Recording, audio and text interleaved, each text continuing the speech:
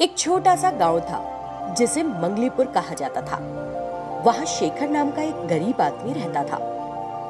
वो एक दिन एक पेड़ के नीचे फल बेच रहा था। इसी बीच एक कार वहां आकर रुकी। कार में सवार व्यक्ति बाहर आया और बोला, ओहो, इस कार को अभी रुकना था।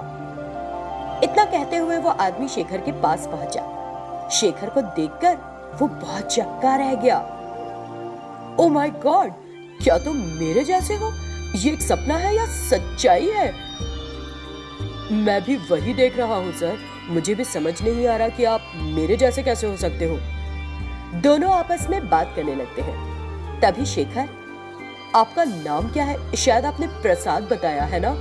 प्रसाद, मेरी हमेशा से एक इच्छा रही है। मुझे सिर्फ एक दिन के लिए एक अमीर व्यक्ति की तरह जीना है। शायद भगवान ने हमें इसीलिए मिलाया है कि मेरी इच्छा पूरी हो।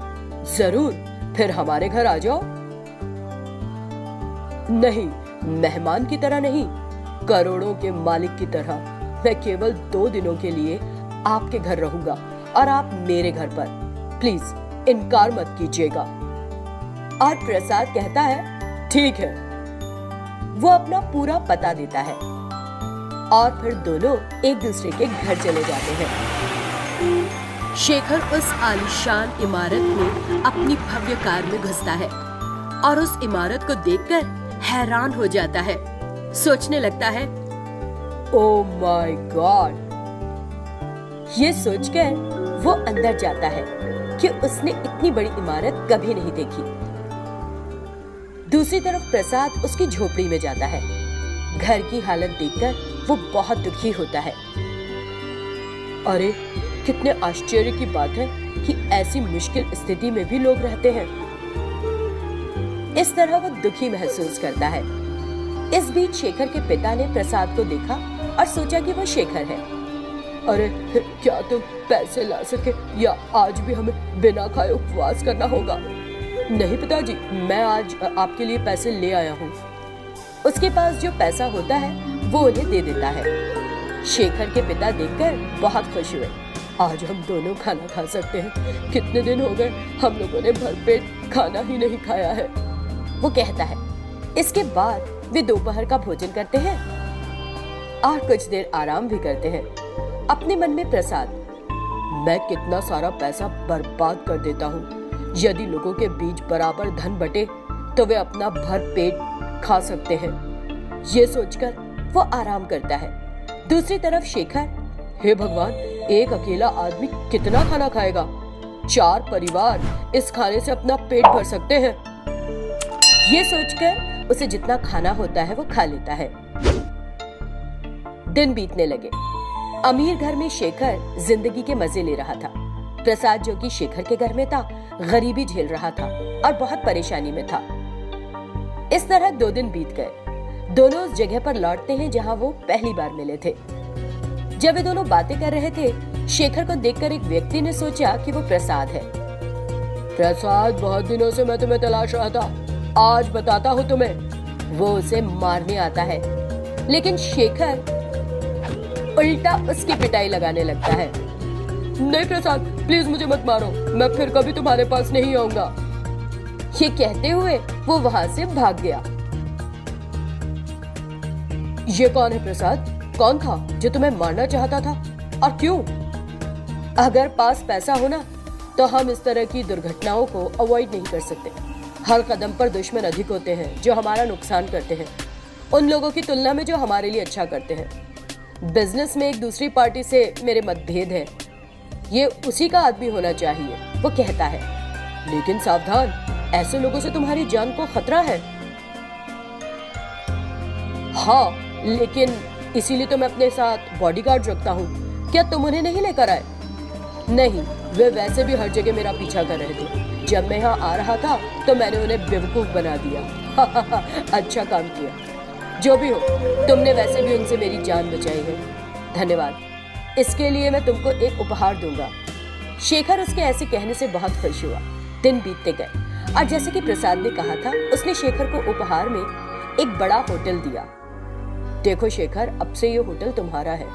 मुझे तुम्हारी गरीबी देखकर बहुत अफसोस हुआ था, इसीलिए उपहार दे रहा हूँ तुमको।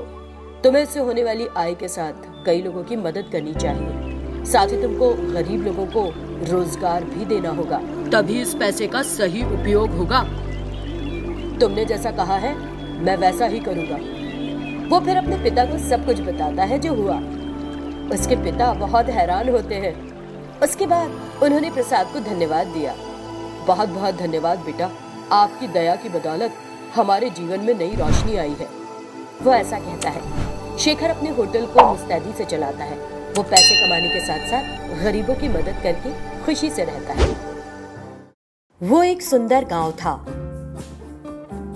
उस गांव में एक दंपत्ति थे जिन्हें शंकर और शारदा कहा जाता था।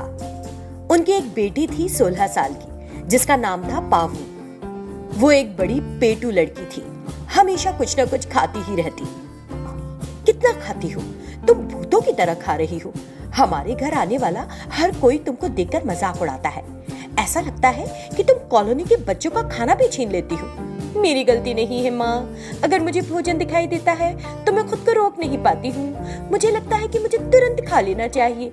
यदि मैं अपने हाथों में खाना नहीं देखती हूँ तो मुझे अपना पेट खाली खाली लगता है। मैं क्या करूँ? इस तरह वो अपने माता पिता को पलटकर जवाब देती है। ऐसे नहीं, मैं तुम्हें पूरे एक दिन खाना नहीं परोसूंगी, तभी तुम सही होगी। जब तक तुम अपनी इस आदत से छुटकारा नहीं पा लेती, मैं तुमको खाने के लिए कुछ नहीं दूंगी। माँ, मुझे छोड़ दो, मुझे आम के बगीचे में जाना है और वहाँ आमों को खाना है। वो चिल्लाई, लेकिन उसके माँ बाप ने उसके शब्दों की परवाह नहीं करी। जब पावनी घर पर अकेली बंधी हुई थी तो एक बड़ा सांप अंदर आ गया। सांप को देखकर वो चिल्लाई। उस सांप ने पावनी को काट लिया और चला गया। पावनी की सांप के काटने से मृत्यु हो गई। काफी समय बाद उसके माता पिता वहां आए। पावनी को मरा देखकर वे दोनों जोर जोर से रोने लगते हैं। कुछ दिन बीत गए। एक दिन सुबह सुबह गांव में एक बड़ी भूतनी आ गई। वो भूतनी गांव में सबको डराने लगी और चिल्लाती, भूत भूत, और जो कोई भी दिखता उसे मारकर खा जाती।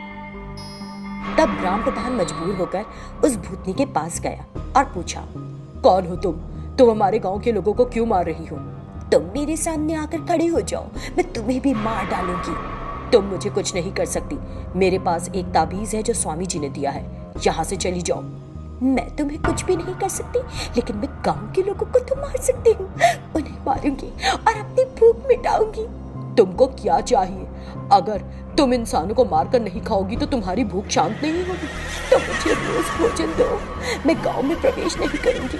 ठीक है, जैसा तुमने कहा, हम तुमको भोजन से भरी गाड़ी भेजेंगे और एक मानव भी। अब तुम गांव से चली जाओ।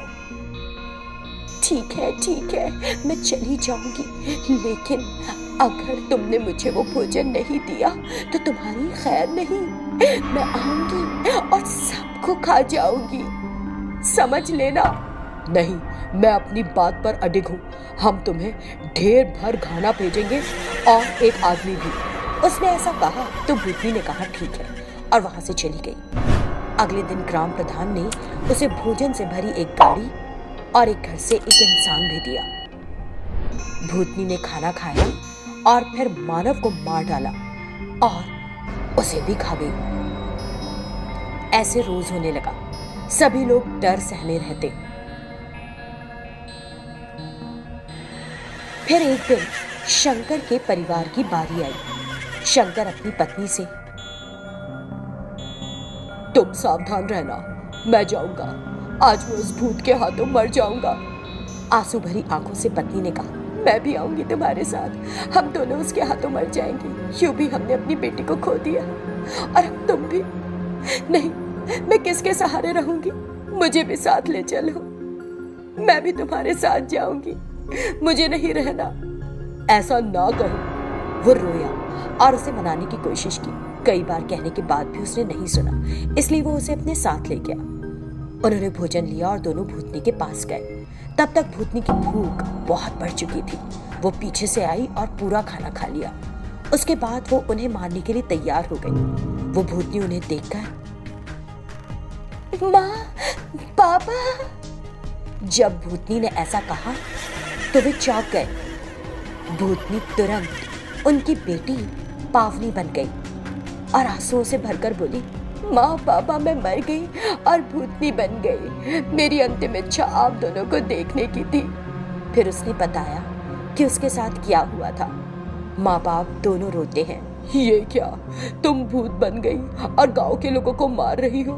मेरी इच्छाएं पूरी नहीं होने के कारण मैं भूत बन गई। मेरी अंतिम इच्छा आप लोगों को देखने की थी। अब मेरी इच्छा पूरी हो गई है। मैं गांव के सभी लोगों से मुझे माफ करने के लिए कहूँगी।